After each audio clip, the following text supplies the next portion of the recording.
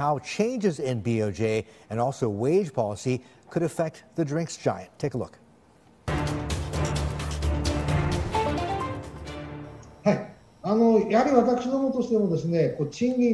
We are a consumption-led company, and this is why, if the wage goes up, it would of course translate to an increase to the personal consumption, which is good for our company's business performance, because it would, of course, generate positive circulation of money in general.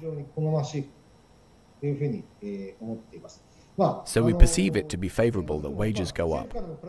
So it is not just because of the pressures from the government, but rather, personally speaking, I really want to be rewarding hard work that was dedicated by our employees, and by way, of course, raising their salary level or the wages.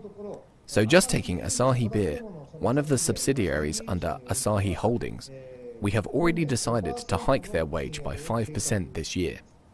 And the same can be said with other subsidiaries, such as Asahi Soft Drink. The official procedure is such that we would, of course, be negotiating with the labor union, and some of the percentage that we can agree on by the end of March, and of course we will be announcing it. But generally speaking, we do perceive it as something that is favorable for our business performance. Okay, and the other part about the end of super low interest rates. When rates do start rising, it's also going to mean the yen will also increase in value. How much potentially could this hurt your export competitiveness? Because there are some forecasts that the yen against the dollar, at least, could easily go to 120 or get to 120 or even stronger.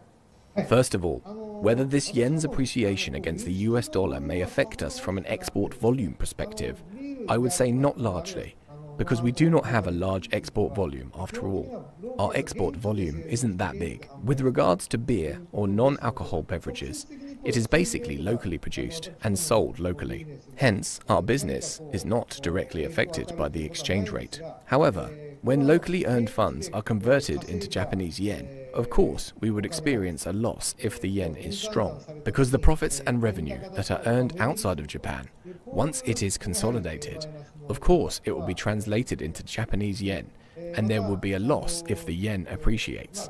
This kind of negative impact still exists. What we need to be concerned about is the super easy interest rate environment coming to an end, and that is very much to do with the interest.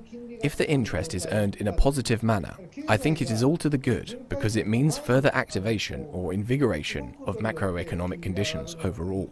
But it is not the case, because I think the super low interest rate is going to change, because I think the Bank of Japan may decide to unwind the spread that it is, of course, experienced by the Japanese interest rate against the interest rate of major countries in the world. So that is not perceived as positive. So I think we need to continue to have kind of a cautious attitude towards the development of this interest rate here in Japan going forward.